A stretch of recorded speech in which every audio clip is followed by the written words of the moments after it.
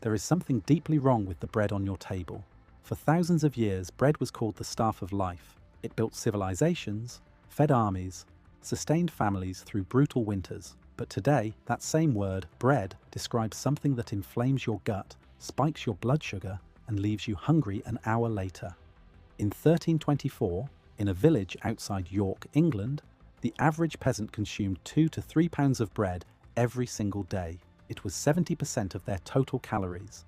These were hard-working men, hauling stones, ploughing fields, building cathedrals that still stand today, and they thrived on it. No diabetes epidemic, no gluten sensitivity crisis, no inflammatory bowel disease affecting 1 in every 100 people.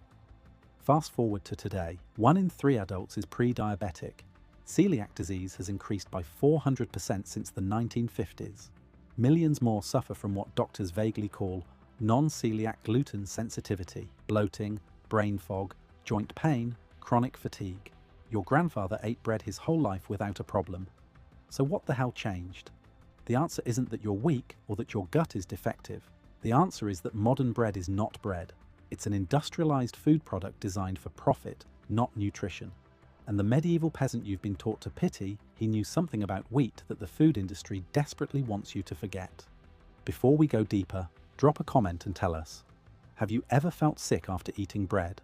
Bloating, fatigue, brain fog? What symptoms do you get?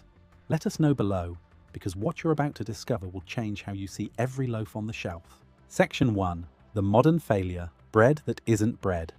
Pick up a loaf of supermarket bread and read the ingredients. Enriched wheat flour, code for wheat that's been stripped of everything valuable, then injected with synthetic vitamins to meet legal minimums. High fructose corn syrup, soybean oil, mono and diglycerides, calcium propionate, azodicarbonamide, a chemical also used in yoga mats and shoe rubber. This isn't bread, it's a science experiment. Medieval bread had 3 ingredients: flour, water, salt. Sometimes a bit of leaven or yeast, that's it. But modern industrial bread needs 20 to 30 ingredients just to stay soft for 2 weeks on a shelf. And that's just the beginning. The wheat itself is fundamentally different. In 1960, a scientist named Norman Borlaug developed what he called miracle wheat: shorter stalks, higher yields, resistant to disease. He won the Nobel Prize for it. The Green Revolution, they called it. It fed millions, but there was a cost no one talked about. This new wheat, technically called semi-dwarf wheat, was bred for one thing: maximum yield per acre, not nutrition, not digestibility, yield. To achieve that, plant breeders introduced genetic changes that altered the gluten structure, increased the starch content, and ramped up compounds called lectins and phytates that interfere with nutrient absorption. Ancient wheat varieties like einkorn had 14 chromosomes. Emmer wheat had 28. Modern bread wheat has 42. That genetic complexity came with a trade-off. Modern wheat contains gluten proteins that your great-grandfather's gut never encountered. The gliadin fraction, the part responsible for most gluten reactions, is structurally different.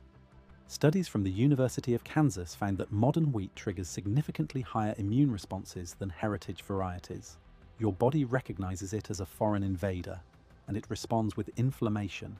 Not because you're sensitive, because the wheat has been engineered into something your digestive system doesn't recognize as food. Then there's the milling. Medieval flour was stone ground, a slow process that kept the wheat kernel intact. The bran, the germ, the endosperm, all ground together. That meant fiber, healthy fats, B vitamins, minerals like magnesium and zinc, all still present. Modern roller milling, introduced in the 1870s, strips all of that away. It removes the bran and the germ because they contain oils that go rancid, shortening shelf life. What's left is pure white endosperm, basically pure starch and a damaged protein structure. Then it's bleached with chemicals like chlorine gas or benzoyl peroxide to make it whiter. This is what's sold as enriched flour. Enriched because they have to add back a fraction of the nutrients they destroyed. But here's where it gets worse. Medieval bread was slow. After mixing flour and water, bakers let the dough rest and ferment for 12 to 24 hours, sometimes longer. This wasn't laziness, it was necessity. During that fermentation, natural yeast and bacteria broke down the starches and proteins. They pre-digested the bread for you. the gluten became easier to process. Phytic acid, which binds to minerals and blocks absorption, was neutralized. Lectins, which can damage the gut lining, were reduced. By the time that bread went into the oven, it was fundamentally transformed. Your modern supermarket loaf? Mixed, risen, and baked in under 3 hours. No fermentation, no breakdown of anti-nutrients, no pre-digestion. Just raw, reactive proteins hitting your gut at full strength. The result is a food that looks like bread, smells like bread, but behaves in your body like pure sugar. The glycemic index of white bread is 75, higher than table sugar at 65. That means it spikes your blood glucose faster than a candy bar. Your pancreas dumps insulin to handle the flood. Your blood sugar crashes. You feel hungry again an hour later. Over years, this cycle leads to insulin resistance, the root cause of type 2 diabetes. Medieval bread, with its intact fiber and slow fermentation, had a much lower glycemic response. It released energy slowly. It kept you full. It didn't trigger the hormonal chaos that modern bread does every single time you eat it. Section 2. The investigation. Clues from the medieval field. To understand why medieval wheat was different, we have to go back to the fields. Medieval farmers grew what we now call landrace varieties. These were wheat strains adapted over centuries to local soil, local climate, local conditions. Einkorn, the oldest cultivated wheat, dating back 10,000 years, used by the Egyptians to build the pyramids.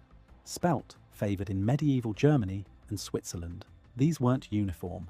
In a single field you'd see variation, some stalks taller, some shorter, some ripening earlier, some later. That diversity was insurance. If disease hit, some plants survived. If drought came, some adapted. It wasn't efficient by modern standards, but it was resilient, and it was digestible. Einkorn, for example, contains 14 chromosomes, the simplest genetic structure of any wheat. Its gluten is weak, which means it doesn't rise as dramatically as modern bread, but that weak gluten is exactly what makes it easier to digest. Studies at the University of Florence found that people with non-celiac gluten sensitivity could eat einkorn bread without symptoms. The gliadin proteins were structured differently, the immune system didn't react, and the nutritional profile was superior. Einkorn has 30% more protein than modern wheat, 4 times more beta-carotene, and significantly higher levels of lutein, an antioxidant that protects your eyes and brain. Then there's how they milled it. Medieval mills were powered by water or wind, turning massive stones that ground the grain slowly. This process generated very little heat, preserving the delicate oils in the wheat germ. Those oils contain vitamin E, omega-3 fatty acids, and phytosterols that support heart health. Modern roller mills operate at high speed and high temperatures. They destroy those oils almost immediately. What's worse, the steel rollers create a fine, almost powdery flour that your body absorbs too quickly, causing blood sugar spikes. Stone-ground flour stays coarser. It takes longer to digest. It provides sustained energy instead of a brief surge followed by a crash. But the real secret was fermentation. Medieval bakers didn't have commercial yeast. They used wild yeast and lactic acid bacteria captured from the air, what we now call sourdough culture. This culture was kept alive for generations, passed from mother to daughter, baker to apprentice. When mixed with flour and water, the bacteria went to work. They consumed the sugars in the dough, producing lactic acid and acetic acid. This acidic environment activated enzymes that broke down phytic acid, the compound that binds to minerals like iron, zinc, and calcium, preventing absorption. It also broke down lectins and enzyme inhibitors that can irritate the gut lining. By the time the bread was baked, it was nutritionally transformed. A medieval peasant eating 2 pounds of this bread a day wasn't just filling his stomach. He was getting complete nutrition, protein from the wheat germ, healthy fats from the oils, B vitamins for energy, minerals made bioavailable through fermentation, fiber to keep his gut healthy, and all of it delivered in a form his body could process without triggering inflammation. That's why they could work 12-hour days in the fields. That's why they didn't collapse from blood sugar crashes. The bread sustained them because it was real food. Section 3. The chemistry. What changed and why? Let's talk about gluten, because this is where the modern wheat disaster really begins. Gluten isn't one thing. It's a family of proteins, mainly glutenins and gliadins. These proteins give dough its elasticity and help bread rise. In ancient wheat like einkorn, the gluten structure is simple and weak. In modern wheat, it's complex and strong. That strength is why modern bread can rise so high and stay soft so long, but it's also why your gut struggles to break it down. Research published in the Journal of Proteome Research found that modern wheat contains unique gliadin proteins not present in ancient varieties. These proteins, particularly a fragment called 33-MER, are highly resistant to digestive enzymes. They pass through your stomach and small intestine largely intact, triggering immune responses in susceptible individuals. Then there's the chemical load. Modern wheat is doused with herbicides, fungicides, and insecticides throughout its growing cycle. But the most disturbing practice is pre-harvest desiccation. A week or two before harvest, farmers spray the wheat fields with glyphosate, the active ingredient in Roundup. This kills the plant and dries it out, making harvest faster and more uniform. The problem? Glyphosate residue ends up in the grain. Studies have found glyphosate in over 70% of non-organic wheat products tested. Glyphosate is now classified as a probable human carcinogen by the World Health Organization. But it also does something more insidious. It disrupts your gut microbiome. It kills beneficial bacteria that help you digest food and regulate your immune system. Medieval wheat never saw a single chemical. Grown in soil enriched with manure and crop rotation, harvested by hand, stored in dry barns clean. Nutritionally, the difference is staggering. Heritage wheat varieties contain 25 to 30% more protein than modern wheat. They have higher levels of selenium, an essential mineral for thyroid function and immune health. They contain more lutein and zeaxanthin, antioxidants that protect against macular degeneration, and they have significantly more omega-3 fatty acids in the germ. Modern wheat, bred for yield and shelf stability, sacrificed all of this. When you remove the bran and germ, you remove 80% of the nutrients. Then you bleach and chemically treat what's left. What you end up with is nutritionally bankrupt starch that your body treats as an inflammatory toxin. Section 4, the proof, studies and testimonials. In 2014, researchers in Italy conducted a fascinating experiment. They took a group of people with irritable bowel syndrome, all of whom reported severe symptoms after eating modern bread. They switched them to bread made from ancient einkorn wheat, using traditional stone milling and long fermentation. The results? 80% reported significant improvement in symptoms. Less bloating, less pain, better digestion. The wheat wasn't the problem. The modern processing was. Another study from the University of Florence found that einkorn bread produced lower blood glucose and insulin responses compared to modern bread, even when consumed in identical amounts. And today, there's a quiet resurgence. Small-scale farmers and bakers across Europe and North America are reviving heritage wheat. They're stone milling flour, they're fermenting dough for 24 hours or more, and their customers, many of whom thought they could never eat bread again, are discovering they can, not because gluten was never the problem, but because modern wheat and modern processing created a problem that didn't exist 100 years ago. These bakers aren't selling nostalgia, they're selling bread that your body recognizes as food. Section 5, the modern disconnect, why we abandoned what worked. The shift happened after World War II. Industrialization swept through agriculture. The goal was clear: feed a booming population cheaply and efficiently. Hybrid wheat varieties that produced 3 times the yield became the standard. Chemical fertilizers replaced manure and crop rotation. Pesticides and herbicides eliminated the need for manual weeding. Roller mills processed grain faster and cheaper than stone mills. And commercial yeast replaced slow sourdough fermentation, cutting production time from 24 hours to 2. It worked. Bread became cheaper and more available than ever in human history. But the cost was hidden. The cost was your health. Since 1960, type 2 diabetes rates have increased by 700%. Obesity rates have tripled. Autoimmune diseases like celiac, Crohn's, and ulcerative colitis have exploded. The industrial food system will tell you this is because we're sedentary, because we eat too much, because we lack willpower. But the timeline doesn't lie. These diseases began their exponential rise precisely when industrial wheat and industrial bread became the norm. Medieval peasants worked hard physically, yes, but they also ate bread as their staple. And they didn't suffer from metabolic disease or autoimmune epidemics. The difference wasn't activity, it was the food. The food industry optimized bread for shelf life, not for health. For profit margins, not for nutrition. They removed everything that made it valuable and replaced it with chemicals to mimic freshness.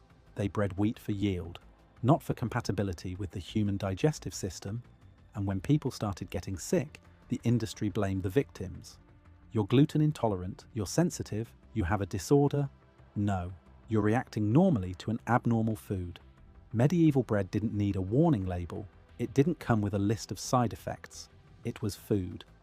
What's on your shelf today is a product, and your body knows the difference. Section 6. Practical application. How to eat bread again. If you want to eat bread that doesn't make you sick, you have 3 options.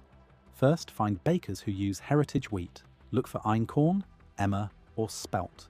Make sure it's stone ground and naturally fermented.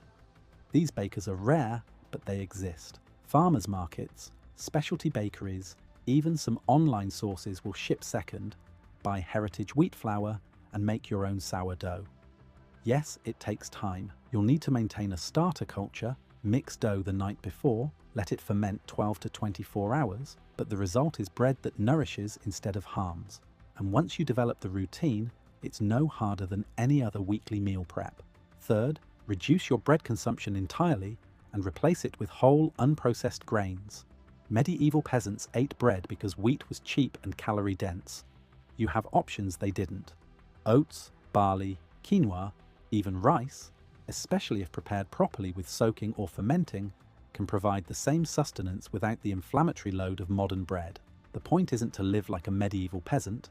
The point is to recognize that their bread was real food and yours isn't. If you're learning something valuable here, hit that like button and subscribe. It helps us share this forgotten knowledge with more people who are tired of being told that their bodies are the problem when it's the food that's broken. The medieval peasant with his dark, dense loaf of sourdough wasn't ignorant. He was working with a system perfected over thousands of years, a system that prioritized nutrition, digestibility, and sustainability. We traded that system for convenience and profit. We bred wheat that yields more but nourishes less. We milled it in ways that destroy its vitality. We rushed fermentation to save time. We added chemicals to extend shelf life. And now we wonder why bread, the staff of life for millennia, has become a source of disease. The answer is simple. We stopped making bread. We started manufacturing a product that looks like bread, but behaves in the body like poison. Medieval wheat wasn't a superfood because it had magical properties. It was a superfood because it was left alone, grown in healthy soil, milled with care, fermented with patience, baked with respect for the process.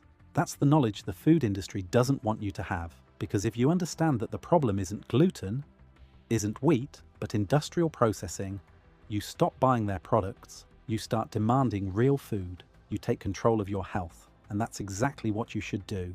Medieval bread was food. Your supermarket loaf is a chemical experiment. The choice is yours.